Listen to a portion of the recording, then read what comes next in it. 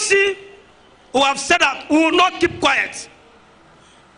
Today, we are very proud. I will continue to be proud of NLC, that will remain the only common voice that is standing in this country. We suggest a reopening of the land borders to allow food, cement, and other essentials to come in. Emergency measures to ensure food security around the country, including ensure that farmlands are secured so that farmers can return to their land. Cost of living is nothing to write home about. And we are asking, are we still in the same Nigeria where the House members, they use trillions of naira to renovate their houses, but the poor civil servant, the poor market women are allowed to die in penury? We have two sets of people, those enjoying from our suffering and those who are suffering. People are enjoying from the suffering. We want a Nigeria where people will breed, where the common man will have To reaffirm our commitment to supporting any government driving good policies for workers and assure that we will reject further impoverishment on us. We are waiting for the federal government to implement whatever policy that they think is going to benefit the entire Nigerians. But we are here in Delta State, where we know that things are working, and want to pray and believe that His Excellency will not listen to our plight and cry us to continue to wallow in this abject suffering and poverty. Now the Bank of Life is above 70,000, and the salary wasn't increased, and the palliative that was shared with them, their personal self, and also look at the situation of insecurity. There is hunger in the land, there is insecurity in the land, and people are not happy. These are the three messages, and you can see even from the description of our banner, it's the simple message we are sending. The politicians are not losing anything. The people that are suffering are the masses that are on the street and the workers that are going to work. We believe the government must call them for roundtable negotiation, through which they will spell out whatever policy they have for the common man in the country. Who are workers of Nigeria are the ones saying no to the hunger in this country. We are saying no to the policies that are not giving us joy in this country. Every civil servant in this country has over 10 that are dependent on him. On the profile interview segment this week, I'll be speaking with the Acting General Secretary of the Nigerian Labour Congress, Comrade Ismail Bello. He brings us up to speed on the activities of the Nigerian Labour Congress, why the Congress decided to suspend the two-day protest, and why the government needs to act now to ensure that there is no mass strike come March 15th. It's good to have you on the program. Pleasure to be here as well, It's been an eventful week for the working force. We understand that the strike and the protest, is supposed to be a two-day protest, but it ended up being a day protest. Can you tell us why Congress cut it short and allowed just a day protest? Thank you, Sharon. As you know, we are workers and we are Nigerians. And everyone knows the situation in the country in terms of the extreme hardship, the high level of insecurity, the inability of ordinary people, workers, artisans, the large army of our people in the formal sector, how difficult they are finding it to cope with life. As labor, we have two responsibilities. One at the workplace, which we do on a daily basis, engaging employers, fighting for benefits, engaging in social dialogue, engaging in collective bargaining. We do that without any fanfare every day in all sectors of the economy, in maritime, in the energy sector, in textile, in the public service, disciplinary issues, the union is there. We also have a responsibility at the level of the larger society to be the critical voice for the voiceless, to join with other segments of society, to be able to voice, to express the voice of very ordinary people. And I think that's what you saw during the week. When the NLC, National Executive Council, met and decided on a two-day protest, it was actually a decision that was made in solidarity with the Nigerian people. As somebody who is versatile about what goes on in labor, you know we have an agreement with which, together with the TUC, we had issued a 40-day ultimatum. So that was still running, and we were hoping that we were going to meet with our colleagues to take the next line of action. But in the wisdom of our National Executive Council, they said, no, we can't wait for that decision to be made. Let's move and solidarize with the Nigerian people for 2 days so that we can articulate the broader issues of the economy. We can articulate the broader issues affecting the generality of our people beyond what affects us as workers. Even though some elements of that are already in the ongoing agreement, but there are broader concerns beyond that agreement. There are broader concerns around insecurity. And we believe that, yes, our country is going through hardship, other countries are going through hardship, so every country must respond to its own hardship. But very important is to pay attention to the suffering of ordinary people, which we believe the current government is not doing sufficiently enough.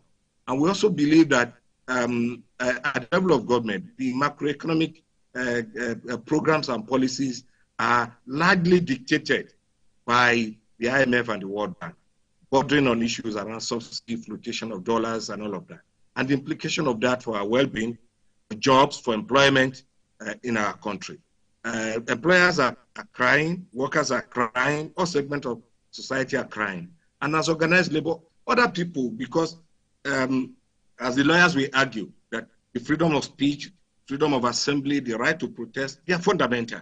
And particularly in a democracy, we believe that we should have that free expression. And that's what we tried to do where we came out with that 2 days protest. There were all kinds of pressure for us not to come out. But we know we insisted that if as organized labor, in conjunction with civil society, we worked on the military, to be on the streets, even with the threat of gun and all of that, to ensure that our country return to democratic governance. We think the minimum we can have is to have that opportunity to protest and to be able to ventilate on the critical issues that are affecting us. And we use the opportunity of that protest to articulate some of those and to also formally send a letter to Mr. President around what we think should be done in the immediate to address this suffering.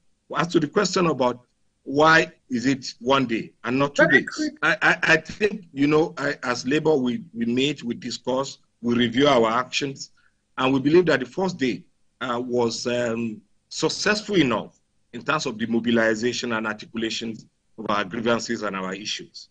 In Abuja, we had the National Assembly where we met with the leadership and we stated our position and also forwarded the letter to Mr. President. Across the states, our people met with governors and their representative, the representative of state government. So when we had an emergency NEC meeting, after the day to review what has happened across the country, except for Enugu, where the police resisted the protesters, I think virtually all parts of the country, there was peaceful protest, which reaffirmed the position of Labour, that workers are not hooligans, and workers are citizens, and we have the right to protest. And all our protests have been peaceful, and we demonstrated that once again. So we took that report, and the decision of what NEC was that whatever we are going to do the following day, we can restrict to our immediate environment within our respective offices. We can engage the media further on the specific issues that we have canvassed before government, and we can also, particularly at the state level, use the opportunity to also identify critical issues that are peculiar to the respective states. I would like to move on to the conversation or the statement that the federal government made recently. The president himself spoke against the incessant protest and call for strike by organized labor. How will organized labor actually react to this development? Well, I think Mr. President doesn't need to be apprehensive about free expression of protest. I mean, of people through protest is legitimate in a democracy. But as to whether labor should embrace dialogue, we are for dialogue all the time, even on this protest. The 2 days before the protest, we were engaging government, we were talking. But the benefit of dialogue is that parties must be open to give effect to decisions that are jointly arrived at. And if you take a look at the agreement that we had with government on the 2nd of October 2023, around wage award, around provision of mass transportation, public mass transportation, driven by CNG, around fixing our refineries and all of that. You discover that, yes, contrary to what is in the media from government spokespersons and government representatives about high level of implementation, 80% implementation, the reality does not respond to the figures that have been spread around. The reality is that if not for the constant pressure that we are putting, the 35,000 wage award at the federal level has not been clearly implemented. It's only recently a backlog of about 2 months was settled. And it is not every agency, every department of government that has received this payment. As we speak, the Portacal refinery is yet to come on stream, even though there are understanding that we'll go and see the level of progress and all of that. That's for us as NLC, that's yet to happen. But the truth is that no fuel is coming out of Portacal refinery. As we speak, in Lagos, in Kaduna, in Kano, in Abuja, in Port Harcourt, there are no mass transportation system to ease the pain of workers. So those are the issues. And when you engage in dialogue, dialogue is not just does not end with signing of an agreement. A dialogue continues with details of implementation and ensuring that both parties play according to the dictates of that understanding. I think that's one lesson this government needs to take. That the point of implementation is also critical. It's not just talking. Dialogue is not for talking's sake. It's for talking to get a common understanding and to work together to ensure the implementation of that understanding for the benefit of both parties, for the benefit of government and for the benefit of labor and the generality of our people. As a fallout of the press conference, after the protest that took place, recently, the president of NLC insists that there will be no agreement with government few hours to the. Am I correct on that? Sharon, I think you need to feel our frustration, the frustration of labor when it comes to implementation of agreement, the frustration of labor when it comes to government antics and intimidation, the frustration of labor when it comes to waiting to the very last minute before we do what we are supposed to do. I think the message the president sent, the signal he's sending is that let's take seriously this process of dialogue and let's take seriously its implementation. Now we've issued a 2 weeks notice, extending the previous 2 weeks notice around implementation of this agreement.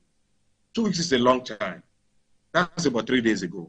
Now nothing is happening between now and maybe the next 10 days. And then when it's 2 days to the expiration of that ultimatum, then you see government officials struggling to meet with labor. We think dialogue and conversation should be a continuous process. It should be an open process, should be a mutually respectful process.